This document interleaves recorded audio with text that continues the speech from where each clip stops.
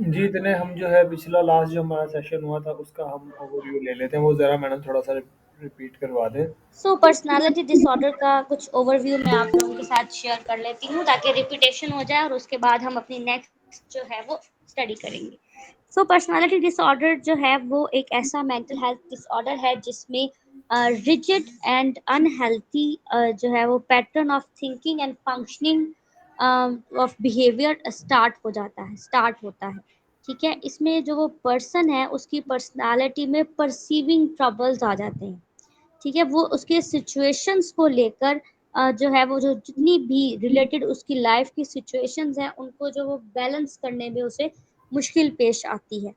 ठीक है, इसके सिग्निफिकेंट प्रॉब्लम्स हो सकते हैं, वो लिमिटेशन इन रिलेशनशिप्स हो सकता है और उसकी सोशल एक्टिविटीज, स्कूल एक्टिविटीज और वर्क एक्टिविटीज जो है वो लिमिटेड हो सकती हैं। ठीक है, उसमें लिमिटेशंस भी हो सकती हैं, कोई फेयर भी हो सकता है, कुछ भी कोई भी ऐसा जो है नेगेटिव कॉन्सिक्वेंसेस हो सकते हैं जिसकी वजह से उनके लिए प्रॉब्लम्स हो सकते हैं। ठीक है, और पर्सनालिटी डिसऑर्डर जो है यूजुअली बिगन इन टीन एज में ये स्टार्ट होता है और अर्ली एडल्टहुड एज तक ये रहता है। ये जो जितनी भी पर्सनालिटी डिसऑर्डर्स हैं वो जो चाइल्डहुड डिसऑर्डर्स हैं उनके साथ मैच नहीं करते। चाइल्डहुड में ये डिसऑर्डर्स जो है वो डायग्नोज डिस्कवर नहीं किए जा सकते।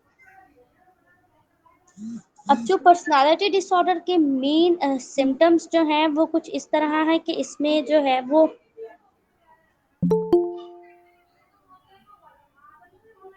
डिफरेंट इसके 3 क्लस्टर्स हैं और तीनों क्लस्टर्स के जो हैं वो डिफरेंट सिम्पटम्स हैं।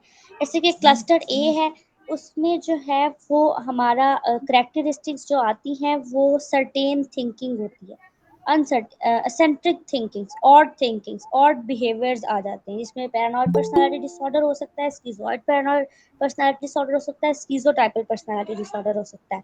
उसके बाद जो है वो हमारा एक एक सेकंड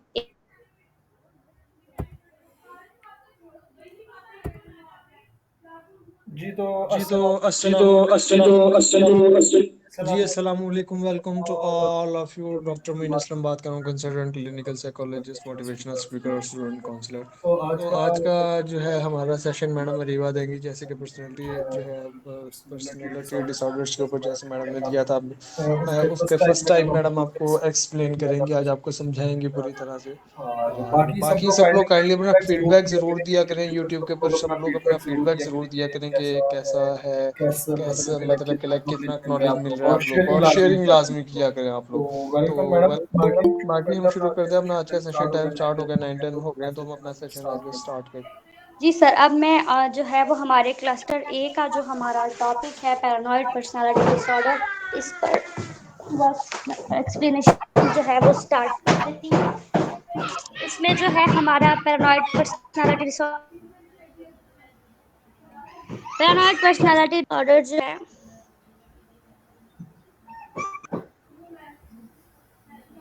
सर नेक्स्ट स्लाइड कर दें।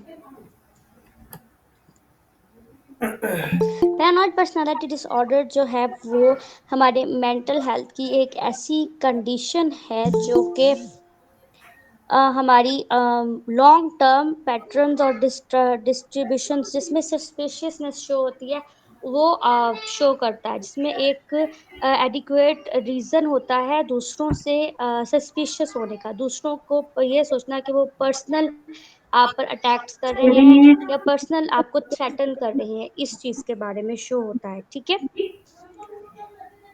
but people of paranoid personality disorder often don't think their behavior behavior and way to thinking are problematic। उनकी थिंकिंग प्रॉब्लम्स भी आते हैं उनको उनको उसके अलावा जो है वो जो दूसरों को लेकर एक पर्सनालिटी प्रॉब्लम्स भी होते हैं, दूसरे जो उन्हें देख रहे हैं या सोच रहे हैं उनके बारे में कुछ भी, चाहे वो पॉजिटिव भी कर रहे हैं तब भी वो यही सोचेंगे कि ये हमारे लिए सस्पिशियस हैं या कोई थ्रेटन है या हमारे लिए बुरा ही सोच रहे हैं या हमारी पर्सनल इंफॉर्मेशन को लेकर ये हमारे लिए कोई नेगेटिविटी क्रिएट करेंगे, ये सब चीज़ें आती हैं। Next slide please. जैसे कि इसमें जो पिक्चर दी गई है उसमें भी दिखाया जा रहा है। और पैरानॉइड पर्सनालिटी डिसऑर्डर का जो ये कॉल्ड क्लस्टर क्लस्टर है ये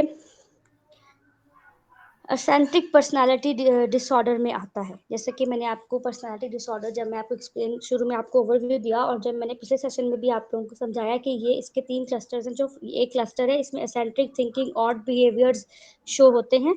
तो पैरानॉइड पर्सनालिटी डिसऑर्डर में जो है वो एसेंट्रिक थिंकिंग और बिहेवियर आता है, अनयूजुअल बिहेवियर, जो कि अनयूजुअल पीपल्स में, जो नॉर्मल पीपल्स में नहीं होता, लेकिन जिन्हें personality disorder specially PPD paranoid personality disorder हो उनमें ज्यादा शो होता है। ये एक इंपॉर्टेंट नोट है, people with paranoid personality disorder don't experience delusions और हेलुसिनेशंस। कुछ लोगों को फील होता है कि उन्हें डिल्यूजन या हेलुसिनेशंस की वजह से भी ये हो सकता है, लेकिन उन पर्सन्स के अंदर डिल्यूजन या हेलुसिनेशन का प्रॉब्लम नहीं होता, यानी कि उनको जो है वो गनुदगी और इस तरह की चीज़ों का प्रॉब्लम नहीं होता। ठीक है, ये as common paranoid personality as commonly seen in schizophrenia के पेशेंट में, स्किज़ोफ्रेनिक अफेक्टिव पेशेंट्स में, क्लाइंट्स में, और जिन्हें मैनिक एपिसोड और बाइपोलर डिसऑर्डर्स हो उनमें ये सवेयर लेवल पर शो होता है। Next slide please.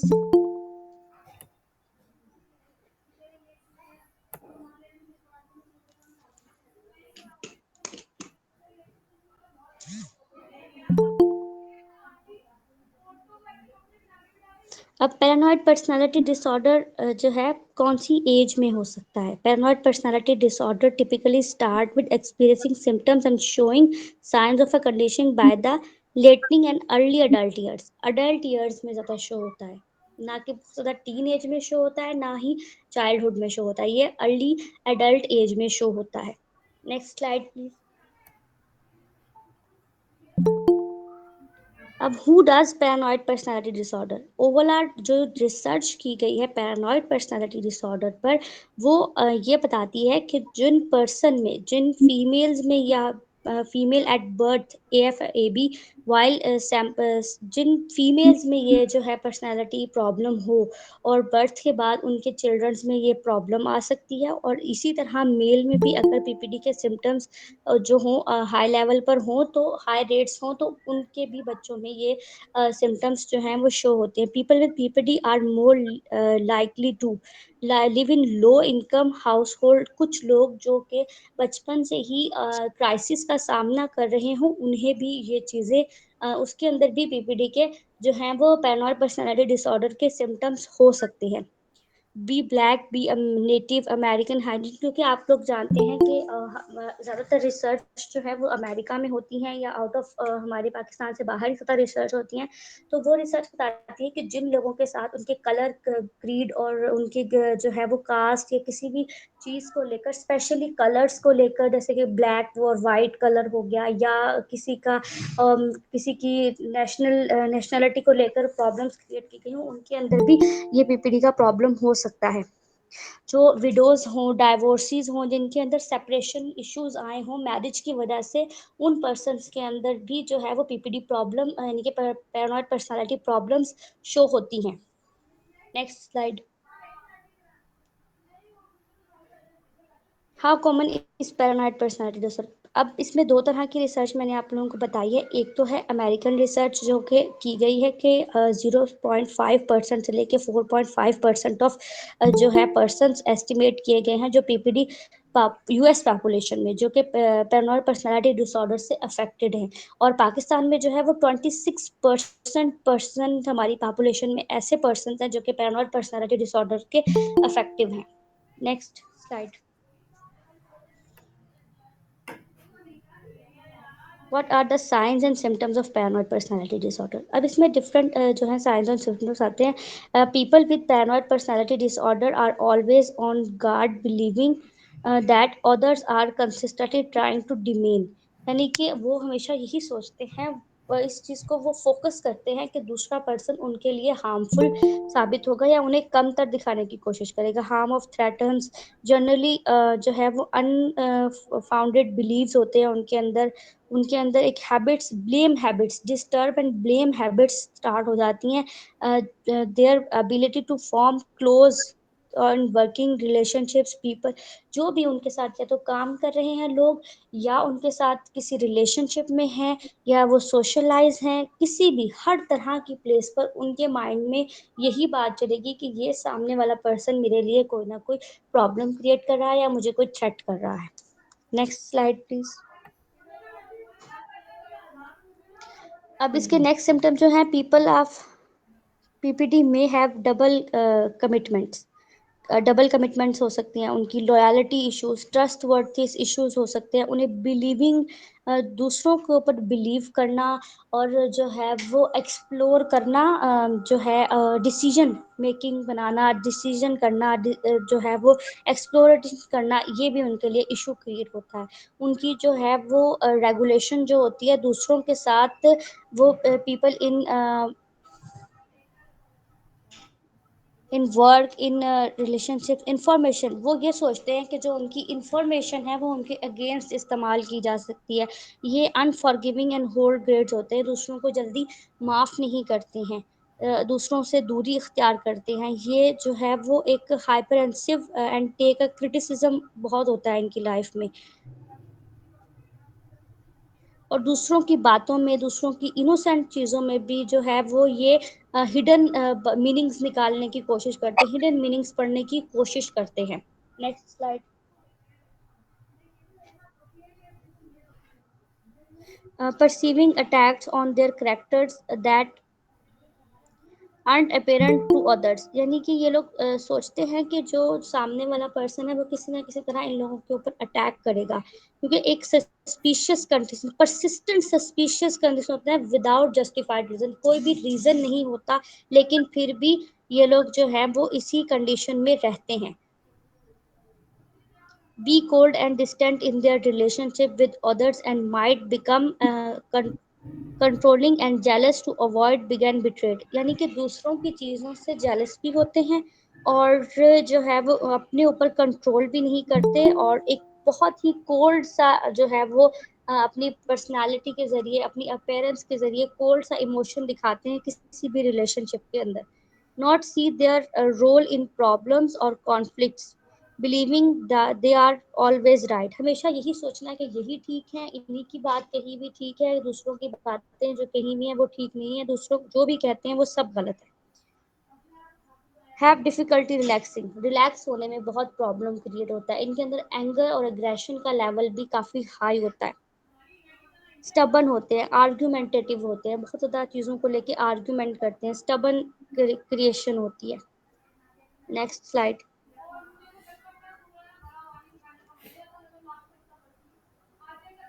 अब इसके कॉजेज क्या हैं? इसके डिफरेंट कॉजेज हैं। साइंटिफिक जो है वो scientist don't know the exact cause of paranoid personality disorder, but it likely involves the combination of environmental and biological factors. अब देखें, दो तरह के फैक्टर्स, वो आप लोगों को कोई मेन फैक्टर नहीं ढूंढ पाया आज तक कोई, लेकिन फिर भी दो फैक्टर्स बताए हुए हैं, जो कि है कि एक इन्वायरमेंटल फैक्टर, जैसे कि मैंने आपको एग्जांपल दी, इसका कॉज बताया, ऊपर इसकी जो है वो एक सिम्टम बताया कि जो लोग बचपन से लेकर बड़े होने तक मिडिल क्लास फैमिली में या लो एवरेजेस में जिए हैं, वो इन्वायरमेंटल फैक्टर्स में आता है। या किसी के साथ कुछ बुरा हुआ है तो वो इन्वायरमेंटल फैक्टर में आता है। बायोलॉजिकल फैक्टर वो आता है कि या तो किसी मदर में या फादर में या दोनों में इस तरह की जो है पीपीडी की सिम्टम्स हों और उन्हें पता ना हो, तो बाय बर्थ जो है उनके बच्चों में भी ये चीज़ें आ सकती हैं। Research have found that childhood emotion neglect, physical neglect, supervision neglect playing significant role in the development of PPD, यानी कि बचपन में इमोशनल निग्लेक्शन हुई हो, फिजिकल निग्लेक्शन हुई हो, यानी कि फिजिकली सपोर्टिव ना रहे हों या सुपरविजन में सपोर्टिव ना हो, या किसी भी चीज़ में जो है पेरेंट्स अपने बच्चों के साथ सपोर्टिव ना हो, तब भी बच्चों में ये पीपीडी पैरानॉइड पर्सनालिटी डिसऑर्डर जो है वो शो हो सकता है। अब इसमें जेनेटिक्स भी, जो लाइक अमंग स्किज़ोफ्रेनिया के पेशेंट्स या स्किज़ोटाइपल पेशेंट्स जो हो सकते हैं, जिनमें पर्सनालिटी डिसऑर्डर यानी कि पीपीडी ही खुद पीपीडी ही मौजूद हो, उनके बच्चों में भी जेनेटिकली ये चीज़ जो है वो आ सकती है। इसलिए ये जो कनेक्शंस होते हैं ना, ये रिवील्ड होते हैं स्ट्रॉन्ग थॉट्स के ज़रिए। Next slide please. अच्छा जी, अब हम पर्सनालिटी जो पैरानॉइड पर्सनालिटी डिसऑर्डर है उसको डिस्कवर कैसे कर सकते हैं। पैरानॉइड पर्सनालिटी डिसऑर्डर जो है वो through out child and adolescence में जो है वो डेवलपमेंट हो जाती है इसके अंदर, यानी कि ये continuous through out child and adolescence. और उसके बाद जो है सम विद पैरानॉइड, इसके बाद health care providers don't typically diagnose someone with paranoid personality disorder. PPD यूनिटिफाइड later the age of 18 year की एज के बाद हम जो है वो पैरानॉइड पर्सनालिटी डिसऑर्डर को डिस्कवर करना स्टार्ट कर पाते हैं। Personality disorder including PPD can be difficult to diagnose as most people with paranoid personality don't think there are problem with their behaviour और वे ऑफ थिंकिंग। अब बहुत सारे लोग इस चीज़ में बिलीव ही नहीं करते, मानते ही नहीं है कि उनके अंदर कोई प्रॉब्लम है, उनके साथ कोई मसला है, कोई परेशानी है। मैंने जब इंटर्नशिप कर रही थी तो मैंने एक हमारे पास स्किज़ोफ्रेनिया के पेशेंट आए थे जिनके अंदर पैरानॉइड पर्सनालिटी डिसऑर्डर के सिम्टम्स शो होते थे। उन्हें अपनी वाइफ पर भी सस्पिशियस रहता था कि मेरी वाइफ भी मुझे जो है वो मार देगी या कुछ कर देगी, और उसके साथ साथ वो ये भी देखते थे कि उसको ये भी था कि उसकी वाइफ उसके बच्चों को भी कुछ कर देगी। इस वजह से भी उसके अंदर बहुत सारे प्रॉब्लम्स थे, और वो उसी चीज़ की वजह से अपनी वाइफ को भी हर्ट करता था और खुद को भी हर्ट करता था बहुत ज़्यादा।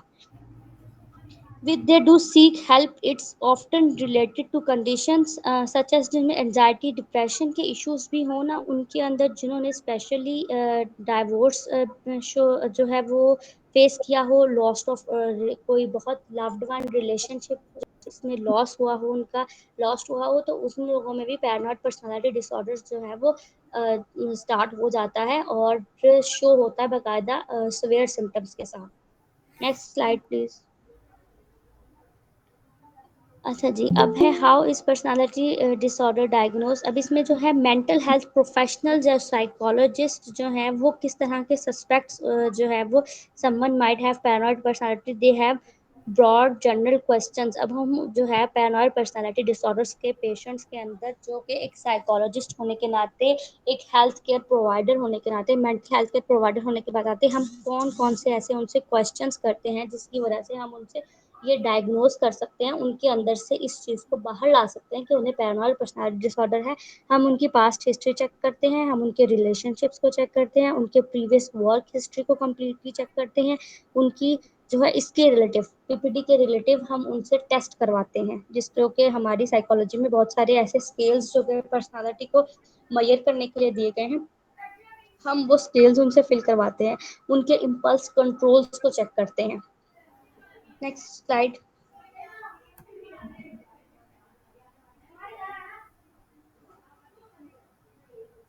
अब are other medical condition associate with paranoid personality disorder. अब ये बता रहा है कि जो दूसरी मेडिकल कंडीशंस होती हैं क्या वो भी पैरानॉइड पर्सनालिटी डिसऑर्डर के साथ रिलेट करती हैं। तो यस,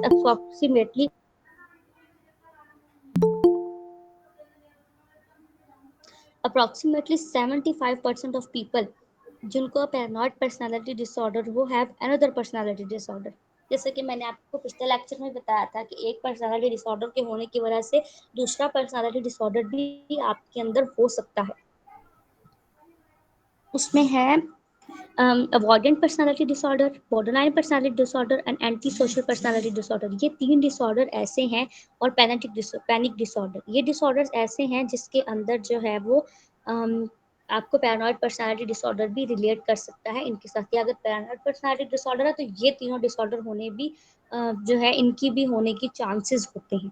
या जो पीपल मोर लाइकली यूज करते हैं, सब्सटेंस यूज करते हैं, और जिनको पैनिक डिसऑर्डर हो generally in population, US population, specially US population में ये एक रिसर्च की गई, जिन लोगों को पैनिक डिसऑर्डर है ये जो सब्सटेंस का यूज करते हैं उन्हें पैरानॉइड पर्सनालिटी डिसऑर्डर होता है लाजमी। Next slide.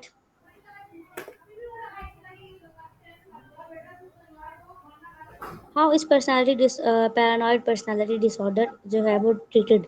पैरानॉइड पर्सनालिटी डिसऑर्डर को ट्रीट करने के लिए हम जो है वो ट्रीटमेंट उस पेशेंट का भी करते हैं, फैमिली मेंबर्स को भी इन्वॉल्व करते हैं, उसके आसपास के फ्रेंड्स वगैरह को भी इन्वॉल्व करते हैं, उसके एम्प्लॉयज़ जैसे कि वो किसी ऑफिस में अगर वर्क करा तो उसके आसपास के जो क्लोज एम्प्लॉयज़ हैं उनको भी इन्वॉल्व करते हैं। पैरानॉइड पर्सनालिटी डिसऑर्डर के पेशेंट को ट्रीट करने के लिए। इसमें दो तरह की साइकोथेरेपीज यूज की जाती है। एक तो कॉग्निटिव बिहेवियरल थेरेपी यूज की जाती है जिसमें जिसे टॉक थेरेपी बोलते हैं। उसके बाद डायलेटिकल बिहेवियरल थेरेपी यूज की जाती है। इसी और ये जो है is the treatment of choice. ये हमारी चॉइस पर डिपेंड करता है कि वो पर्सन किस चीज से जल्दी रिकवर हो रहा है, हमारे बात करने से ज्यादा रिकवर जल्दी, टॉक थेरेपी से जल्दी रिकवर हो रहा है, या उसके बिहेवियर मॉडिफिकेशंस लाने के बाद हम उसके अंदर जो है वो चेंज ला रहे हैं। बिहेवियर मॉडिफिकेशंस कुछ इस तरह हो सकते हैं कि हम उसके अंदर कोपिंग स्किल्स पैदा कर सकते हैं, स्पेशली हम उसके अंदर ट्रस्ट पैदा कर सकते हैं। पैदा करने के लिए उसको हिम्मत दे सकते हैं, उसके लिए एपैथी क्रिएट कर सकते हैं, उसकी जो है सोशल इंटरेक्शंस, कम्युनिकेशन और सेल्फ एस्टीम पर वर्क कर सकते हैं, उसके कॉन्फिडेंस पर वर्क कर सकते हैं।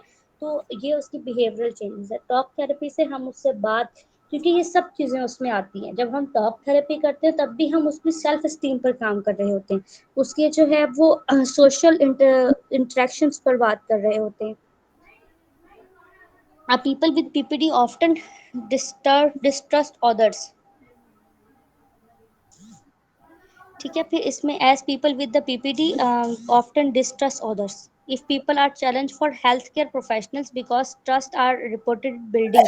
रैपो बिल्डिंग बहुत जरूरी है। ऐसे पेशेंट्स के साथ आपकी जो है वो रैपो बिल्डिंग फैक्टर्स जो हैं वो इतनी जल्दी क्रिएट नहीं होते। 1 to 3 सेशंस में आप उनके साथ जो है वो अपनी रैपो बिल्ड कर सकते हैं। फिर जो आपके साइकोथेरेपी के results with people of that not follow their treatment. ये लोग अपने ट्रीटमेंट को फॉलो नहीं करते हैं जल्दी, और आपके जो प्लान होते हैं जितने भी आपने बनाए होते हैं उन्हें फोकसली जो है वो फेस नहीं करते हैं। जो क्वेश्चंस इनसे किए जाते हैं वो प्रॉपरली उनका जवाब नहीं देते। लेकिन आपको अपनी ऐसी रैपो बिल्ड करनी पड़ती है कि वो आपके किए गए क्वेश्चंस को बेहतरीन तरीके से जो है वो आपको जवाब दें। उनके अंदर एक ऐसी मोटिवेशन पैदा करें कि एज अ थेरेपिस्ट, आप थेरेपिस्ट है ना, तो आप ऐसी मोटिवेशन पैदा करें कि वो अपनी हर बात आपको फौरन फौरन और जल्दी बता दे।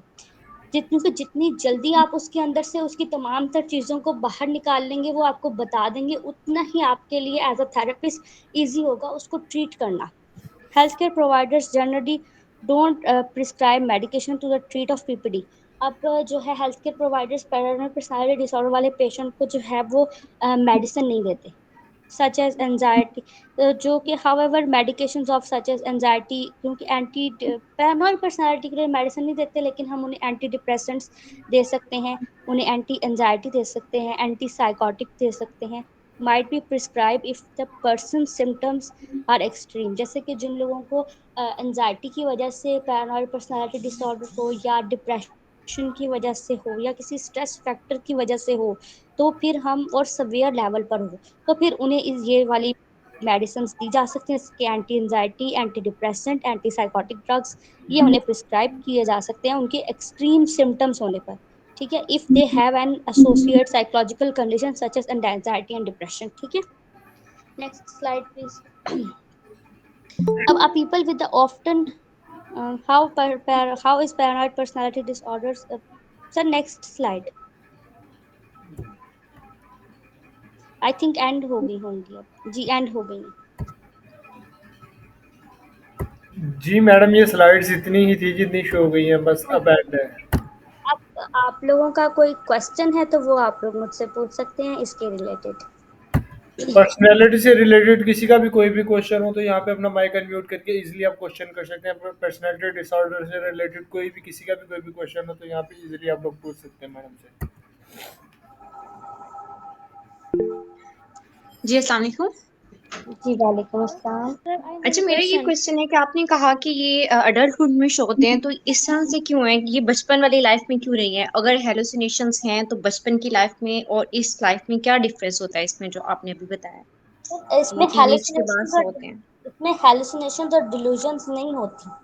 अगर किसी पर्सन को हेलुसिनेशन या डिल्यूजन है तो उसको आप इसके अंदर काउंट नहीं कर सकते। और और क्या डिसऑर्डर पर्सनैलिटी एडल्टहुड में ही आती है या बचपन में भी हम किसी में जज कर सकते हैं? एज में आती है और एडल्टहुड में आती है, बचपन में नहीं आती, क्योंकि बचपन में आपकी पर्सनालिटी जो है वो चेंज होती रहती है। ठीक है। जब आपके बचपन में आप कभी अच्छा बिहेव करते हैं, कभी आप सैड बिहेव करते हैं, कभी आप बहुत एक्टिव बिहेव करते हैं, कभी हाइपर एक्टिव बिहेव करते हैं, तो बचपन में आपकी जो सब चीजें होती हैं बहुत ज्यादा डिफरेंट होती हैं। टीनेज ठीक में है, जब मतलब आप आप ठीक आफ्टर है, अगर दैट। मैं इसे इस तरह से लूं कि आप ये कहना चाह रही हैं कि बचपन में एक बच्चा अपने आप को ओवरकम नहीं कर सकता, हाँ लाइक जी वो बिल्कुल। कभी एक पर्सनालिटी में आके फिर दूसरी में नहीं जा सकता, वो जो होता है वही हाँ होता है, लेकिन जब हम बिल्कुल। टीनेज और अडल्टहुड में जाते हैं तब हम अपने आप को ओवरकम हाँ करके और अपनी एक पर्सनालिटी को छुपा सकते हैं। जी बिल्कुल, तब हम ऐसे होते हैं क्योंकि तब हमें पता होता है कि हमने यही चीज़, वो फिर इतनी पक्की हो जाती है वो चीज़ कि वही चीज़ आपकी पर्सनालिटी में शो होती है। बचपन में तो कहते हैं ना, बचपन बहुत मासूम होता है, तो बचपन में पर्सनालिटी डिसऑर्डर्स को डिस्क्राइब नहीं किया जा सकता। Okay, thank you. Welcome. Ma'am, आप अभी कह रही थी कि ये रेपो बिल्डिंग बहुत ज़रूरी होती है अपनी क्लाइंट के साथ। तो मैम ये कैसे बिल्ड कर सकते हैं स्टार्टिंग में जो पैरानॉइड पर्सनैलिटी के जो लोग होते हैं स्पेशली उनके साथ, क्योंकि उनको ट्रस्ट इश्यूज बहुत ज़्यादा होते हैं। तो मैम हम कैसे अपना रेपो बिल्ड कर सकते हैं उनके साथ? देखिए, पहले तो आपके पास वो पर्सन या वो क्लाइंट, वो पेशेंट आपके पास अगर अपनी हेल्थ को ठीक करने के लिए आया है ना, तो ठीक है, उसके बिहेवियर में सस्पिशियस चीज़ें तो होंगी, लेकिन आप में इतना कॉन्फिडेंस आपने अपने अंदर रखना है, उसके साथ आई कांटेक्ट रखना है, उसकी चीज़ों को समझना है। जैसा कि हमारी आजकल की मतलब होता है कि हम किसी की बात पर हंस देते हैं, या अगर किसी ने कुछ गलत किया है तो हमें एकदम से गुस्सा आ जाता है। तो इन चीज़ों को आप लोगों ने specially as a therapist, as a psychologist, आप लोगों ने इग्नोर करना है। ठीक है? इग्नोर करना है, और आप लोगों ने उनको जो है वो उसके साथ ऐसे बिहेव करना जैसे आप उसके लिए एक अच्छे दोस्त हैं और आप उसकी हर बात सुन रहे हैं, समझ रहे हैं। अपने एक्सप्रेशंस पर कंट्रोल रखना है, जिससे आपकी पर्सनालिटी, आपकी आपकी रैपो जो है वो उसके साथ बहुत अच्छे से बिल्ड होगी। फिर आपकी अपनी तैयारी बहुत अच्छी होनी चाहिए। आपको पता होना चाहिए कि आप अपने पास एक कांस्टेंट एक क्वेश्चनायर बना लें, अपना एक क्वेश्चनायर सिंपल एक पेज पे बना के अपने पास रख लें, उसके प्रिंट करवा के 2-4 रख लें अपने पास, ठीक है?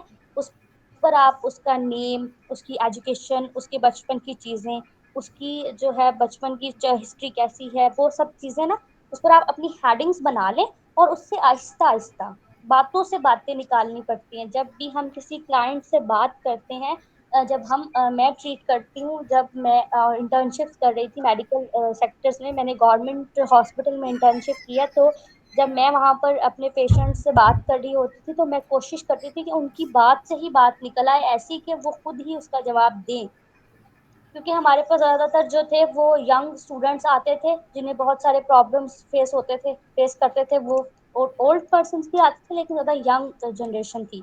तो वो आती थी तो हम उनकी बातों से बातें निकालते थे, ताकि उसको पता भी ना चले और वो आंसर भी कर जाए। इस तरह की आपके अंदर कैपेबिलिटी होनी चाहिए, ये आपकी अपनी प्रैक्टिस होनी चाहिए ऐसी। अच्छा, मेरा यहाँ पर एक और क्वेश्चन है कि हम ये जो कैपेबिलिटी के बारे में बात करें, तो इसका अगर देखा जाए तो बॉडी के हार्मोन्स और जो हैं केमिकल्स, उनके साथ डायरेक्ट रिलेशन बनता है ना। लाइक हम जब डोपामाइन सेरोटोनिन की बात करते हैं तो ये डायरेक्ट हमें डिप्रेशन की तरफ लेके जाते हैं या एंजाइटी का हमें पता चलता है। तो मेरा ये क्वेश्चन है कि जब हम अपने पेशेंट्स को डील करते हैं तो हम जितने भी स्टूडेंट हैं साइकोलॉजी के, उन्हें ये चीजें क्यों नहीं बताते? जब तक हमें उन्हें ये नहीं बताएंगे कि हमारी बॉडी में जो केमिकल है, डोपामीन है, अगर वो बहुत ज्यादा इंक्रीज हो जाए तो हमारे बॉडी पर तब क्या रिएक्शन होता है, या सेरोटोनिन जो हमारी बॉडी में केमिकल है ब्रेन में, वो जैसे ही डिक्रीज होगा वैसे ही हम डिप्रेशन की तरफ जाएंगे। जब तक साइकोलॉजी के स्टूडेंट्स ये नहीं समझ सकेंगे, वो फिर आगे तो अपने पेशेंट्स को डील नहीं कर सकते। तो मुझे आप थोड़ा सा ये बता दें काइंडली कि आप कितना इस चीज को प्रेफर करती हैं कि एक केमिस्ट्री होनी चाहिए अंदर उनके हार्मोन्स को डील करने के लिए, ये कितना साइकोलॉजी में पढ़ाया जाता है? क्योंकि जी साइकोलॉजी बिल्कुल, ऐसा मेरा सब्जेक्ट नहीं है, लेकिन मैं इमोशनल इंटेलिजेंस की क्लासेस लेती हूँ, तो इसलिए मुझे इन सारी चीजों के बारे में आइडिया है कि फिर ये हमारी साइकी पर जाके कैसे इफेक्ट करते हैं। जी, बिल्कुल, जब हम स्टडी करते हैं ना, जब हमें पढ़ाया जाता है, जब हमें स्ट्रेस मैनेजमेंट सिखाई जाती है, स्ट्रेस के बारे में पढ़ाया जाता है, तब इन तमाम हार्मोन्स के बारे में डिटेल में पढ़ाया जाता है। तो हमें इन चीज़ों को अपने पास नोट डाउन करके रखना चाहिए हमेशा। हमें एक ऐसी डायरी बना लेनी चाहिए जिस पर ये इम्पोर्टेंट टॉप जो पॉइंट्स हैं, वो हम नोट करके रखें। एज़ अ साइकोलॉजिस्ट हमने आगे चलकर कहीं न कहीं हमें अपने ही घर में ही हमें अपने अपनों की ही काउंसलिंग करनी पड़ जाती है, तभी हमें इन चीज़ों के बारे में पता होना चाहिए। जब आप अपनी रेपो बिल्ड कर रहे हैं, तो आप उस पर्सन को इस तरह से अपने साथ इन्वॉल्व कर लें कि उसे हर चीज़ बताएँ, समझाएँ। शुरू-शुरू में वो थोड़ा मुश्किल होता है समझाना, बताना, करना, लेकिन जैसे-जैसे आपकी रेपो बिल्ड होती है, वैसे-जैसे आप उनके साथ बात करना स्टार्ट करते हैं, आप ये चीज़ें सब उन्हें एक्सप्लेन कर सकते हैं और उन्हें बता सकते हैं और वो सुनते भी हैं। वो आपके दिए हुए स्केल्स को फिल भी करते हैं, सब कुछ करते हैं फिर वो। जी ठीक है, थैंक यू। It's okay. अगर किसी और का कोई क्वेश्चन है तो वो भी पूछ सकते हैं। आप इधर चैट बॉक्स में भी कुछ मैम क्वेश्चन जी निदा, आपका कोई क्वेश्चन?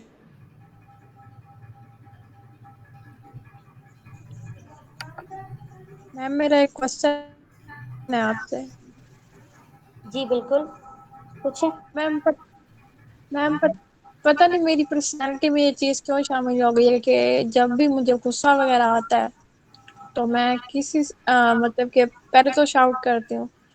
ठीक है, 2 मिनट बाद 3 मिनट बाद मुझे रिग्रेट फील होना स्टार्ट हो जाता है। पता नहीं लास्ट 6 मंथ से यही चल रहा है मेरे साथ, अच्छा, हमेशा ही किसी के साथ। ये आपकी पर्सनालिटी में डेवलप हुआ है, क्योंकि मे बी हो सकता है समटाइम्स आप किसी ऐसी चीज़ पर गुस्सा करती हो जो कि गुस्सा करने वाली ना हो। कोई बहुत छोटी-सी नहीं चीज़ हो नहीं, ऐसा नहीं लेकिन होता। आपने कोई गुस्सा किया। कोई कोई भी अगर कोई गलत बात करता है या कोई भी गलत हरकत करता है तो मुझे फौरन ही गुस्सा आना स्टार्ट हो जाता है। अच्छा, तो इसमें आपकी ना आपको बिहेवियर कंट्रोल सीखना चाहिए। क्योंकि कि गुस्सा तो वैसे ही हराम है, हमें नहीं करना चाहिए। और फिर दूसरा ये कि आपको देखना चाहिए उस सिचुएशन को, उस टाइम को हैंडल करना सीखना चाहिए। जब आपको गुस्सा आ रहा हो तो आप उस जगह से थोड़ा साइड पर हो जाएँ, थोड़ी जगह चेंज कर लें, अपनी जो है वो उस पर्सन से जो है जिसकी वजह से गुस्सा आ रहा है उससे बाद में बात करके देख लें, ताकि वो टाइम आपको इतना कॉन्शियस रहने की ज़रूरत है उस टाइम कि आप खुद अपनी सिचुएशन को हैंडल कर सकें। जबकि आप इस बात को बहुत अच्छे से समझ रही हैं, जान रही हैं कि जब मैं गुस्सा करती हूँ उसके बाद हाँ, मेरे लिए वो नेगेटिव हो जाता आ है, रहा हूँ अभी, मैं मुझे खुद को मीटिंग में हूँ। गिल्ट फील होना शुरू हो जाता है, मुझे रिग्रेट फील होना शुरू होता है, तो आप उस सिचुएशन को अवॉइड करने की कोशिश किया करें। ठीक है मैम। जी, नेक्स्ट किसी का कोई क्वेश्चन है तो कर सकते हैं। निदा का हैंड रेज हुआ था और मुस्कान का हैंड रेज हुआ है। अबे मैं मीटिंग में हूँ। मैम जब हमारे पास वेरी फर्स्ट सेशन में क्लाइंट आता है तो हम अपना प्रॉपर इंट्रोडक्शन किस तरह से करवा सकते हैं एज आप अ उन्हें अपना साइकोलॉजिस्ट? नेम बता सकते हैं। आप अपना उन्हें नेम बताएँ और आप उन्हें बताएँ कि मैं एक माहिर नफ्सियात हूँ और मैं आपकी जो है आपकी हेल्प करने के लिए यहाँ पर हूँ। आप मुझसे अपनी बात, अपनी प्रॉब्लम, चीज़ें डिस्कस कर सकते हैं। मैं आपको सुनूँगी या सुनूँगा और आपकी जो है प्रॉब्लम का सॉल्यूशन निकालने में आपकी मदद करूँगा। आप मुझे चीज़ें बताएँगे और मैं आपकी हेल्प करूँगा। आप अपने पेशेंट को, अपने क्लाइंट को अपने साथ जब इन्वॉल्व करते हैं, तो इंट्रोडक्शन के साथ-साथ इंट्रोडक्शन मेन यही है कि आप अपना नाम बताएँ, अपना बताएँ कि मैं एक माहिर नफ्सियात हूँ और मैं आपकी मदद करूँगी या करूँगा आपकी चीज़ों को, आपकी प्रॉब्लम्स को सॉल्व करने के लिए।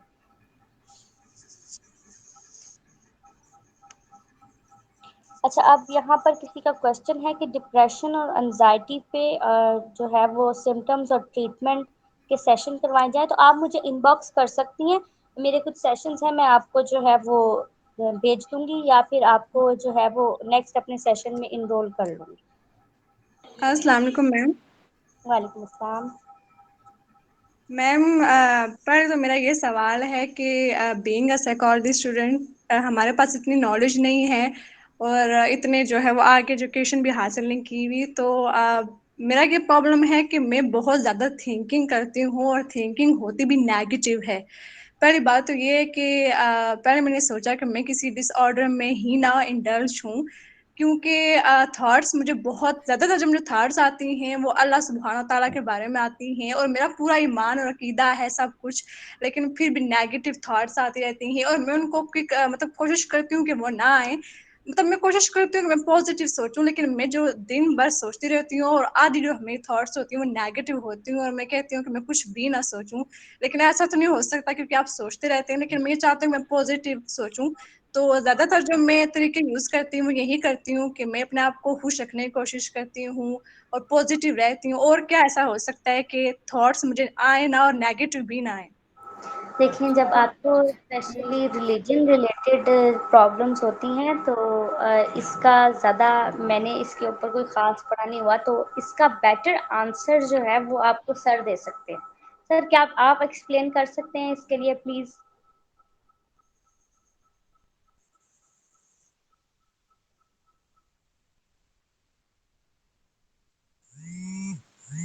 जी जी अस्सलाम श्योर, मैं इसके ऊपर ज़रूर एक्सप्लेन करूंगा। सॉरी, मेरा थोड़ा सा माइक का इशू हो रहा था लैपटॉप में, तो इसके ऊपर मैं ज़रूर एक्सप्लेन करूंगा। तो इसके ऊपर मैडम, थॉट जो है वो सिर्फ थॉट होती है, नेगेटिव और पॉजिटिव कोई थॉट नहीं होती, ठीक। ये बात डैम श्योरिटी के साथ आप अपने माइंड के अंदर बिठा लें कि कोई भी थॉट नेगेटिव या पॉजिटिव नहीं होती है। थॉट के ऊपर मेरा एक सेशन है ऑलरेडी, वो यूट्यूब के ऊपर अपलोड है, वो सुने, आपको पता चल जाएगा कि थॉट क्या है, थॉट को किस तरह से इस्तेमाल करना है। और थॉट आना आपकी प्रॉब्लम नहीं है, ठीक है। थॉट नेचुरली चीज़ है, वो सबको आती है, आपको, मुझे, हर इंसान को थॉट आती है। थॉट आना एक नेचुरली चीज़ है। लेकिन थॉट के ऊपर स्टक हो जाना, ये प्रॉब्लम होती है कि हम एक हमें थॉट आई ना कि यार मैंने खाना खाना है। अब उस खाने के बारे में सोचना कि मैं खाना खाऊंगा, ये होगा वो होगा, हाथ चलाऊंगा, पाँव चलाऊंगा, बड़ा जो भी थॉट आई, उस थॉट के ऊपर जो हम, एक थॉट के ऊपर जो हम हजारों थॉट अपने आप से पैदा कर रहे हैं ना, उसको हम ओवर थिंकिंग कहते हैं। क्लियर हुआ कि ओवर थिंकिंग क्या है? थॉट आना प्रॉब्लम नहीं है, थॉट नेचुरली चीज़ है, वो आएंगे आएंगे। थॉट को थॉट को आप नहीं रोक सकते हो। ठीक है सर, मेरा एक और सवाल था। जी जी। अभी ये है कि मेरी हाला इस तरह से ना, उनका ये हुआ था कि हस्बैंड के साथ थोड़ी-सी लड़ाई थी और मैं यहाँ पे, क्योंकि जब आप कोई सवाल करते हैं तो साइकोलॉजिस्ट मतलब पहली शर्त ये होती है कि आप सब कुछ सही-सही बताएँ, तो मैं यहाँ पे कुछ छुपाऊँगी नहीं। तो जी हुआ जी। ये कि अब उनका डिवोर्स का भी सिलसिला चला, लेकिन वो ठीक हो गया सब कुछ। अब मेरी हाला का ये सिलसिला है कि उनके ज़हन में हर वक़्त चाचू के खिलाफ ऐसी बातें आती रहती हैं जिनका रियलिटी से कोई ताल्लुक है ही नहीं, कि चाचू इधर जाते होंगे, इन ख़वातीन के साथ जाते होंगे, हालाँकि रियलिटी में ऐसा कुछ नहीं है। और उनकी वज़ह से मैं बीमार हो गई हूँ। मैंने चाचू से बात की है तो मुझे ये प्रॉब्लम, ये डिज़ीज़ हो गई है। हम उन्हें समझाते हैं कि चाचू की वज़ह से आपको कोई मसला नहीं हुआ। वो कहते हैं कि मेरे जिस्म में हवा हो गई है तो वो चाचू की वजह से हो गई है। मतलब उन्होंने अपने ज़हन से रियलिटीज़ बहुत ज़्यादा बनाई हुई हैं और वो ये समझती है कि वो ठीक हैं। अच्छा, तो इसके लिए मैं सिर्फ इतना ही कहूंगा कि उन्होंने अपने माइंड के अंदर ना एक रॉन्ग सर्कल क्रिएट कर लिया अपने आप से ही, ठीक है। जब एक इंसान अपने आप से अपने माइंड का जब रॉन्ग सर्कल क्रिएट कर लेता है ना, जब तक वो खुद उस सर्कल को तोड़ना नहीं चाहता ना, मैं क्या, मुझसे बड़ा कोई अब जैसे मैं पीएचडी लेवल का हूं, मुझसे बड़ा भी आ जाए ना कोई, मैं यहाँ पे गोरा कोई अंग्रेज उठा कर ले आऊं, साइकोलॉजिस्ट का अब्बा मतलब के उठा कर ले आऊं, वो भी नहीं कर सकता है। क्योंकि पता नहीं आप लोग यकीन रखते हैं इस बात पे कि नहीं रखते, लेकिन मैं इस बात पे बहुत यकीन रखता हूँ। एक काम तब तक नहीं होता जब तक एक इंसान खुद नहीं करना चाहता उस काम को। क्लियर हुआ ये बात? बिल बिल्कुल। तो यही चीज है कि वो खुद इस सर्कल को तोड़ना नहीं चाह रही है। जब वो सर्कल को तोड़ना चाहेंगी ना, तो कोई भी उनको हल्की सी भी, जैसे सुना है ना, डूबते को तिनके का सहारा, वो यही एग्जाम्पल है कि जब वो तोड़ना चाहेंगी ना, उन्हें सिर्फ एक तिनके का सहारा मिलेगा ना, वो सर्कल से बाहर निकल आएंगी। लेकिन जब तक वो तोड़ना नहीं चाहेंगी ना, फिर आप जो मर्जी कोशिश कर ले, कोई भी उन्हें ठीक नहीं कर सकता है। क्लियर हुआ? सर, और ये, जी जी। अ, मुझे ये कहा जाता है कि तुम साइकोलॉजी की स्टूडेंट हो तो तुम ना इनके साथ थोड़ा-सा करो, इनको बताओ सब कुछ। तो एज़ अ बीइंग अ नहीं नहीं साइकोलॉजी नहीं, स्टूडेंट मैं करने कभी चाहिए। भी, मैं एज अ प्रोफेशनल, मैं वैसे तो आप लोगों को कहूंगा वेल एंड गुड, आप लोग प्रोफेशनल हो, साइकोलॉजिस्ट हो, मे बी मुझसे ज्यादा आप लोगों के पास नॉलेज है, बट मैं इसमें एक चीज और ऐड करता चलूं कि आप जितने मर्जी प्रोफेशनल हो, आप अपने घर वालों की थेरेपी कभी भी खुद नहीं करेंगे। जो भी यहाँ पे साइकोलॉजिस्ट या साइकोलॉजी के स्टूडेंट मुझे सुन रहे हैं, कभी भी आप अपने घर वालों की थेरेपी खुद नहीं करेंगे, क्योंकि आप केस बिगाड़ देंगे। पता है क्यों? घर की मुर्गी दाल बराबर होती है। बिल्कुल सर ये तो आपकी इस बात से मैं 10,000% जो है वो एग्री करूंगी कि हम कभी भी अपने घर वालों की काउंसलिंग नहीं कर सकते। हम बड़े से बड़ा बिगड़ा हुआ केस खुद सॉल्व कर लेंगे किसी और का, लेकिन अपने घर वालों की कभी नहीं करेंगे। क्यों नहीं कर सकेंगे? क्योंकि वो एग्री ही नहीं करते हमारे साथ। वो कहते हैं कि आप तो करते हैं, आधा 10% या 20% तो हमारे घर वाले ही हमें पागल समझने लग जाते हैं जब हम नफ्सियात पढ़ लेते हैं, तो वो हमारी बातों से जो है वो एग्री ही नहीं करते। तो मैं ये आप लोग सबसे अच्छा गलत अच्छा सर, मैं यहाँ पर कुछ कहना चाहूंगी। जिस तरह से इन्होंने कहा है कि वो अपने माइंड से बना लेते हैं, और आपने कहा कि जब एक बंदा खुद ही कोशिश नहीं करता तो वो अपने तोड़ नहीं सकता। लेकिन बीइंग अ साइकोलॉजिस्ट, ये हमारी कहीं ना कहीं तो रिस्पॉन्सिबिलिटी है ना, कि अगर वो उसने अपने इर्द गिर्द एक सर्कल क्रिएट कर लिया, वो उससे बाहर नहीं निकलना चाहता अपनी सोच से, कम से कम हम उसकी सोच में कुछ क्वेश्चंस ऐड कर सकें। जिस तरह इन्होंने अभी ये बात कही कही है कि वो अपने माइंड से कुछ ना कुछ सोच लेती हैं, कि कोई खवातीन होंगी इस तरह, उनको जाके बस एक क्वेश्चन करें, अच्छा क्या उन्होंने कभी कोई लड़की देखी उनके साथ जाती हुई, या अच्छा आप उनके बारे में ये बात करें, आपने कहीं देखा, अगर नहीं देखा तो फिर आपके माइंड में कब ये बात आई। सिर्फ इतना से कह के आप या उठ जाएं, या फिर थोड़ी बहुत और बात कर लें, और या बात चेंज कर लें, ठीक है, उसके बाद इस टॉपिक पर बात ना करें। लेकिन वो बंदा कभी ना कभी जब अकेले बैठा होगा, फौरन उसके माइंड में ये बात आएगी कि अच्छा ये तो मैंने सोचा ही नहीं था। वो फिर सोचने पर मजबूर हो जाएगा, अच्छा क्या मैंने उसे कभी देखा था किसी के साथ? अगर मैंने उसे नहीं देखा तो फिर ये थॉट मेरे माइंड में क्यों आ रही है? तो ये जब जंग चलना स्टार्ट होती है ना माइंड में, तब इंसान अपने आप को करेक्ट करना शुरू करता है। तब फिर इंसान सोचता है कि अच्छा यार, फिर कहीं ना कहीं तो मैं गलत हूँ। अगर मैं गलत हूँ तो फिर वो अपने जो उसने सर्कल अपने इर्द गिर्द बना लिया होता है, उसे वो तोड़ने की कोशिश करता है। अगर हम डायरेक्ट कह देंगे कि एक बंदा कोशिश ही नहीं करता तो वो नहीं तोड़ सकता, तो फिर मेरा ये ख्याल है कि वो कोशिश क्यों नहीं करेगा? वो इस तरह से ही करेगा ना कि उसके माइंड में सबसे पहले हम ये चीज बिठाएं कि वो कहीं ना कहीं गलत भी हो सकता है। तो बस मैं ये थोड़ा सा पॉइंट ऐड करना चाह रही थी, बाकी आप अपनी डिस्कशन कंटिन्यू रखें। Thank you. जी जी बिल्कुल, जी सर मैं आपकी मैं यहाँ बात पे एक क्वेश्चन है बात करना चाह रही थी। एक एक करके, single by single, one by one करके करें क्वेश्चन, जिसको जो करना है। सर यहाँ पे बात ये है कि हम कह रहे हैं कि हम तोड़ नहीं सकते, लेकिन इस तरह तो वो इंसान मजीद डिसऑर्डर में इंडल्ज हो जाता है। और एक बात तो ये भी हो जाती है कि डिप्रेशन में या ऑब्सेसिव कंपल्सिव डिसऑर्डर्स में थॉट्स आती हैं, वो फिर अमल करना तक स्टार्ट हो जाता है। तो फिर इस तरह इंसान अगर थॉट्स पे कंट्रोल ना करे तो वो तो फिर मेंटल पेशेंट बन जाता है फिर तो। थॉट के ऊपर कंट्रोल ऐसे ही होता है ना कि इंसान को पहले पता तो होना चाहिए कि थॉट है क्या। अब आप किसी चीज के ऊपर कंट्रोल करने की कोशिश कर रहे हो, एक कुत्ता ही ले लो, एक कुत्ते के ऊपर आप कंट्रोल करने की कोशिश कर रहे हो, आपको उस कुत्ते का पता ही नहीं है कि इसे कंट्रोल कैसे करना है, इसकी क्या नेगेटिविटी है, इसकी क्या पॉजिटिविटी है, अगर मैं इसके साथ ऐसा करूंगा तो क्या होगा, ऐसा करूंगा तो क्या होगा। जब आपको पता ही नहीं है तो आप हाउ यू कैन कंट्रोल? आप कंट्रोल नहीं कर सकते हो। ठीक, ये बात क्लियर हुई। अच्छा मैडम जैनब का क्वेश्चन मैं लेता हूँ। मैडम जैनब, अब हम उसको पता है किस तरह से ट्रीट आउट कर सकते हैं उसको, या तो हम हिप्नोथेरेपी उसके ऊपर हम अप्लाई कर सकते हैं, नहीं नहीं तो हम उसे मेडिसिन के ऊपर ट्रांसफर कर सकते हैं। अब ऐसे जो पेशेंट होते हैं, जो लोग जिनमें नाउमीदी, जिन्हें जिनमें होपलेसनेस होती है कि हम ठीक होंगे ही नहीं, वो साइकोलॉजिस्ट का बेसिक वो केस होता ही नहीं है साइकोलॉजिस्ट का। वो केस होता है साइकाट्रिस्ट का। उसमें पहले उन्हें मेडिकेशन रिकमेंड की जाती है, मेडिकेशन रिकमेंड करने के बाद उन्हें पॉजिटिविटी दिखाई जाती है, 7 सेशन होते हैं, 7 मेडिकेशन होती है, देन जाकर वो पॉजिटिविटी की तरफ आता है। नहीं तो पाकिस्तान में इस चीज़ पर बहुत ज्यादा साइकोलॉजिस्ट लगे हुए हैं पैसा कमाने पे, कि भाई हमारे केस है, हमारे केस है, हमारे केस है। लेकिन जो बाहर हमने सीखा ना, वो साइकोलॉजिस्ट का केस नहीं होता जिसके अंदर होपलेसनेस होती है। क्लियर हुआ? जी जी, ठीक है। जी नेक्स्ट। और मिस आपका जो स्टार्ट में आपने बात की थी साइकोलॉजिस्ट हमारे पास लर्निंग अपॉर्चुनिटीज नहीं है, तो हम आप लोगों के पास इस वक्त ऑनलाइन लर्निंग की अपॉर्चुनिटीज बहुत ज़्यादा है। बहुत ज़्यादा ऐसे प्लेटफॉर्म्स बने हुए हैं जो साइकोलॉजी रिलेटेड आपको बहुत अच्छी नॉलेज दे रहे हैं, जैसे कि एम ए है। एम ए सेल्फ रियलाइजेशन एक बेस्ट प्लेटफॉर्म है इस चीज़ के लिए, लर्निंग के, जिसमें डेली बेसिस पर डिफरेंट टॉपिक्स पर वेबिनार्स करवाए जाते हैं, और साइकोलॉजी रिलेटेड भी बहुत सारा काम होता है इसमें। तो आप लोग इस तरह की चीज़ों में जो है वो एक्टिवनेस शो करवाया करें, तो आप लोगों को बहुत ज़्यादा लर्निंग अपॉर्चुनिटीज मिलेंगी। और बाकी ये है कि पाकिस्तान लेवल के ऊपर भी बहुत सारी ऑर्गेनाइजेशन वर्क कर रही हैं, लेकिन सब लोग पेमेंट पेमेंट पेमेंट। लेकिन अल्हम्दुलिल्लाह मैंने अपनी ऑर्गेनाइजेशन को नॉन प्रॉफिट शुरू किया और एट द एंड में इसे इंशाल्लाह नॉन प्रॉफिट ही लेकर जाऊंगा। और उम्मीद यही करता हूँ कि मेरी ये कोशिश है कि मैंने तो सीख लिया, अब मुझे तो कोई ज़रूरत नहीं है। मेरे ख्याल से अल्हम्दुलिल्लाह मेरी तीन तीन से चार स्कूल्स में जॉब है, वेल स्टैंडर्ड जॉब है, मेरा क्लिनिक है और ऑनलाइन थेरेपीज आ जाती हैं। मुझे मेरे नहीं ख्याल से मुझे पैसे की कोई भूख है।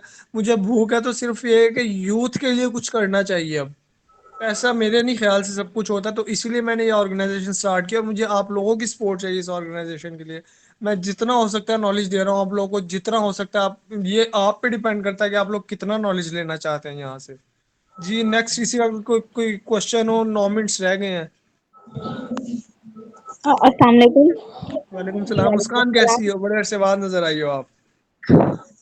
सर वो रिसर्च चल रही है अभी भी मतलब सबमिट नहीं हुई, और जिसकी वजह से अभी पेपर्स भी हैं 11 मई से, तो अच्छा अच्छा। दरमियान में रमजान भी था, तो बहुत ज्यादा बिजी लाइफ चल रही थी इस वजह से। वही ना, मैंने कहा पता नहीं हमारी एक बहुत फेवरेट स्टूडेंट होती थी मुस्कान, वो पता नहीं कहाँ पर कोई गुम हो गई है या पता नहीं कोई किडनैप हो गई है।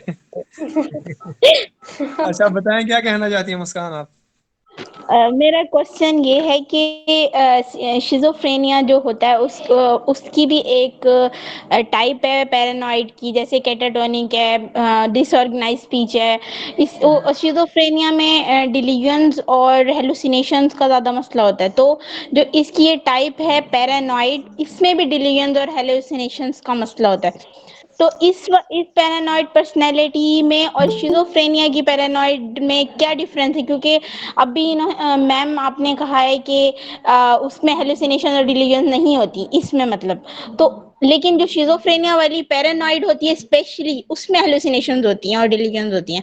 और डिसऑर्गेनाइज स्पीच होती है, और मतलब मुख्तलिफ 5 हैं, जैसे रेसिडुअल अलग है, कैटाटोनिक अलग है। तो इसमें और उसमें क्या डिफरेंस है कि वो शिज़ोफ्रेनिया की अलग है और ये अलग है, ये पर्सनल। हालांकि मुझे इस बात का पता है कि ये पर्सनैलिटी डिसऑर्डर है और वो मेंटल हेल्थ से रिलेटेड है, मतलब वो साइकोटिक डिसऑर्डर है। तो आप थोड़ा सा एलेबोरेट कर दें। देखिए, इसमें जो स्किज़ोफ्रेनिया जो है ना, वो स्किज़ोफ्रेनिया तो बेसिक करता है ना डिल्यूजन और हैलुसिनेशन पर। जी उसमें जी। ये चीज़ें शो होती हैं। तो पैरानॉइड पर्सनालिटी जिन लोगों को, जैसे कि मैंने आपसे ये चीज़ शेयर भी की कि मैंने ऐसा केस भी देखा है कि जिस पर्सन को जो है वो स्किज़ोफ्रेनिया था और उसमें पैरानॉइड पर्सनालिटी डिसऑर्डर के भी जो है वो सिम्टम्स शो होते थे, उसे डिल्यूजन्स और हैलुसिनेशंस होती थी, उसे डिल्यूजन्स बहुत ज़्यादा होते थे। उसे ये फील होता था बार-बार कि कोई उसे मारने की कोशिश कर रहा है, इवन कि वो एक बिल्ली से भी डरता था वो इंसान।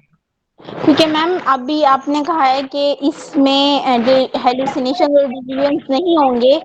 वो स्किज़ोफ्रेनिया में शो होते हैं, इसीलिए उसकी उससे रिलेटेड पैरानॉइड पर्सनालिटी डिसऑर्डर में शो हो सकते हैं। लेकिन सिंपल जिसको पीपीडी हो, पैरानॉइड पर्सनालिटी डिसऑर्डर, सिर्फ स्किज़ोफ्रेनिया ना हो, जिसके अंदर स्किज़ोफ्रेनिया के सिम्पटम्स ना हो, सिर्फ पीपीडी के सिम्पटम्स हो, पैरानॉइड पर्सनालिटी डिसऑर्डर के सिम्पटम्स हो, उनको डिल्यूजन और हैलुसिनेशन नहीं होते। क्योंकि मैम कभी कभी ऐसा भी होता है कि शिज़ोफ्रेनिया में मतलब हमने देखा है कि ज़रूरी नहीं है हेलुसिनेशंस हो, डिल्यूजन्स भी होते हैं, जैसे परसिक्यूशन होते हैं डिल्यूजन, ग्रैंडियर होते हैं डिल्यूजन के, मतलब डिल्यूजन्स की भी आगे टाइप्स होती हैं। तो परसिक्यूशन में भी तो यही होता है कि वो बंदा सोचता है कि मुझे कोई हार्म करना चाह रहा है। और जैसे एक और टाइप है, उसमें ये होता है कि वो सोचता है कि मेरे ऊपर किसी ने मतलब वो कोई मतलब मेरे ऊपर काबिज है। तो इस लिहाज से भी तो शिज़ोफ्रेनिया होता है। तो मतलब मेरा ये इसलिए यही सवाल था कि जरूरी तो नहीं है ना शिज़ोफ्रेनिया में डिलीजन और हेलुसिनेशन दोनों एट सेम टाइम हो, खाली डिलीजन हो नहीं, सकते हैं ना। कई कई केसेस में एट सेम टाइम डिल्यूजन और हेलुसिनेशंस कंबाइन नहीं होती। किसी को सिर्फ हेलुसिनेशंस का इशू भी हो सकता है, किसी को सिर्फ डिल्यूजन्स का इशू भी हो सकता है। जी जी। तो फिर पैरानॉइड पर्सनैलिटी कैसे उससे डिफरेंस हुई? मतलब मैं ये इस तरीके से पूछना चाह रही हूँ कि इसमें भी जैसे एक तरीके का वर्ड हम नॉर्मल लाइफ में शक ले लेते हैं कि शक व शुबहात होती हैं, क्लोज रिलेशनशिप्स में मुश्किल होती है, जेलेसीज होती हैं। तो उसमें मतलब कैसे फर्क होगा? देखिए, जो स्किज़ोफ्रेनिया के पेशेंट होते हैं ना, उनमें ये चीज़ें एक्सट्रीम लेवल पर ज़्यादा ज़्यादा होती हैं। पैरानॉइड पर्सनालिटी वालों में भी होती हैं, लेकिन उनको जो है वो ज्यादातर जो पैरानॉइड पर्सनालिटी डिसऑर्डर है वो लोगों से, पर्सन से प्रॉब्लम होती है उन्हें, जबकि स्किज़ोफ्रेनिया के पेशेंट्स उन्हें चीजों से, जानवरों से भी उन्हें अच्छा। परेशानी होती है, उन्हें मुस्कान उनसे भी। अभी आपको अच्छा, I am sorry Areeba, I am sorry. अच्छा मुस्कान, अभी आपको पॉइंट क्लियर हुआ है कि इसमें जो है इंसान को अपने आप से हेलुसिनेशन और डिल्यूजन हो रहे होते हैं, वहां पर इंसान को अदर से हो रहा होता है। क्लियर हुआ? ये है मेन ठीक पॉइंट ठीक इसका। ठीक है, ठीक है। ये मेन पॉइंट है। क्योंकि हम इस बात का भी, जैसे हमें पता है कि जब एक डिसऑर्डर होती है, वो डिसऑर्डर बनती ही तब है जब वो एक्सट्रीम या स्वेयर लेवल पे जाती है। तो बिल्कुल वरना स्टार्टिंग में तो हर कोई कंट्रोल करने की कोशिश करता है, तो फिर बस यही इनके दरमियान डिफरेंस है कि वो पर्सनैलिटी से रिलेटेड होती है और वो मतलब वो दो। अदर चीजों से रिलेटेड होता है, जी, उन्हें क्योंकि वो उसका फिर इसलिए अपने उसको शायद साइकोटिक कहा गया है कि इंसान की बहुत ज्यादा स्फेयर उसके साइकी पे असर डालती है, वो इस वजह से शायद उसे कहा गया है साइकोटिक डिसऑर्डर। मैंने स्किज़ोफ्रेनिया का जो सबसे सिवियर केस देखा है ना, वो यही देखा है, जिसमें मैंने वो एक मेल पेशेंट था, उसे देखा था, जो कि उसको था कि उसकी बीवी अगर सब्जी भी काट रही है ना, तो उसे लगता है कि ये छुरी से सब्जी नहीं काट रही, ये अभी थोड़ी देर में मुझे काटेगी, उसे ऐसे फील होता जी था। ये हाँ चीजें जी, सही। अच्छा, टाइम बहुत शॉर्ट रह गया। नेक्स्ट किसी का कोई क्वेश्चन हो? नेक्स्ट क्वेश्चन काइंडली, क्योंकि अभी यहाँ पे 3 से 4 हैंड रेज हुए थे, तो बता दें जिसका जो क्वेश्चन है। मदीहा मुख्तियार, आपका कोई क्वेश्चन है? जी सर, मैं ये कहना चाहती हूँ कि लास्ट पे आप कुछ कॉपिंग स्टाइल्स बता दें सबको, कि अगर हमारे सामने कोई ऐसी प्रॉब्लम की सिचुएशन हो या नेगेटिव सिचुएशन हो, तो हम उस पे उसको हैवी ना करें अपने जहन पे। तो हम कैसे डील कर सकते हैं ऐसी प्रॉब्लम्स को, और अपने अपने आप को खुश रखें ताकि हम इंडल्ज ना हो किसी मेंटल डिसऑर्डर में। ठीक है। अच्छा, इसके लिए मैं सिंपली आप लोगों को सिर्फ एक फार्मूला बताऊंगा जो मैं अपने आप पर अप्लाई करता हूँ। नेगेटिव पॉजिटिव आने जाने वाली चीज़ है। नेगेटिव पॉजिटिव हम अपने एनवायरनमेंट से डेवलप करते हैं। हमारा माइंड इतना ट्रेंड नहीं है कि वो अपने आप से नेगेटिव पॉजिटिव का हमें बताए कि भाई ये नेगेटिव या पॉजिटिव है। हम जो भी करते हैं ना, अपने माइंड के जो है, जिसे कहा जाए ना, माइंड के पीछे पीछे चलते हैं। जिस तरह से हमारा माइंड चला, मतलब माइंड को जिस तरह से ट्रेन किया जाता है ना हमारे एनवायरनमेंट फैक्टर की वजह से, वो वैसे ही काम करता है। अब आपने करना क्या, आपके सामने कोई भी नेगेटिव हो गई ना, बस आंखें बंद करके गहरी सांस लेनी है। अपने आप से ये क्वेश्चन करना है, अगर ये नेगेटिव हो गई है, अगर ये नेगेटिव हो गई है, तो मैं इसके लिए क्या मतलब कि कर सकता हूँ? क्या मेरे पास कोई ऐसा टूल है कि मैं इस नेगेटिव को पॉजिटिव के अंदर बदल दूँ? अपने आप से क्वेश्चन करें। जब आप अपनी उस थॉट के ऊपर एक क्वेश्चन मार्क लगा देंगे ना, और ये आप कहें ना कि मैं डे फर्स्ट फर्स्ट से ही अपनी इस थॉट के ऊपर जो है क्वेश्चन मार्क लगा दूं, ऐसा नहीं होगा, क्योंकि प्रैक्टिस मेक यू परफेक्ट। बहुत अच्छी ये मैं आपको एग्जांपल दे रहा हूँ, प्रैक्टिस मेक यू परफेक्ट। जब आपके अंदर कोई भी नेगेटिव थॉट आती है ना, अपनी नेगेटिव थॉट के ऊपर क्वेश्चन मार्क लगा दे कि मेरे अंदर ये थॉट आ गई, तो मैं इसका क्या कर सकता हूँ। अगर आपको अंदर से जवाब मिले कि आप कुछ नहीं कर सकते हैं, तो छोड़ दें उसे, फारिग करवाएं, और स्माइल दे दें अपने आप को अंदर से कि यार मैं कुछ नहीं कर सकता हूँ, बस दैट्स इट। ठीक है। इस तरह से आपकी जितनी भी आने वाली अपकमिंग नेगेटिव थॉट्स होंगी ना, वो खुद ही ऑटोमेटिकली रिमूव होती रहेंगी, ऑटोमेटिकली। और अगर आपके अंदर से ये जवाब है कि ये मेरे साथ बुरा हो गया, ये मेरे साथ नेगेटिव हो गया, और आपने क्वेश्चन मार्क लगाया कि मैं क्या कर सकता हूँ, क्वेश्चन मार्क के बाद आपको अंदर से जवाब है कि मैं ये कर सकता हूँ, तो उसके ऊपर अप्लाई कर दें। अब मेरे साथ कुछ भी बुरा हुआ है, अब मैंने सोचा कि मेरे साथ ये क्यों हो गया, अब मैंने क्वेश्चन मार्क लगाया कि क्या मैं इसका कुछ कर सकता हूँ। मेरे अंदर से जवाब ये आया, हाँ आप प्रैक्टिस कर सकते हो। मतलब अब मैं कोई काम करने में फेल हो गया हूँ, मैंने उसके ऊपर क्वेश्चन मार्क लगाया, तो वहां से मुझे जवाब आया कि हाँ आप इसके ऊपर जो है वो अपना प्रैक्टिस कर सकते हो इसे परफेक्ट करने के लिए। तो ठीक है, मैंने प्रैक्टिस की और मैं परफेक्ट हो गया। एक टाइम ये आता है कि उसके ऊपर एक्ट करना पड़ता है, एक टाइम ये आता है कि उसे इग्नोर करना पड़ता है। इट्स अप टू यू, और जवाब सारे आपके अंदर ही हैं। कोई भी आपको नहीं बताएगा आपका जवाब कि आपको क्या करना चाहिए। आपका माइंड आपके इन्वायरमेंट की तरफ से इतना ट्रेंड हो चुका होता है कि वो आपको बता देगा कि आपको कब क्या करना है। क्लियर हुआ? जी सर, जी लास्ट में क्या? मैं एक चीज ऐड करना चाहूंगी कि आप सब लोग फीडबैक जरूर दीजिए, दिया करें, ताकि हम सबकी जो है वो, हमें सबको भी मोटिवेशन मिले आगे चलकर और ज्यादा नॉलेज आप लोगों को देने की। Thank you so much, thank you so much sir. कोई मसला नहीं, थैंक यू। बाकी मजीद किसी का कोई क्वेश्चन है तो वो कर सकते हैं।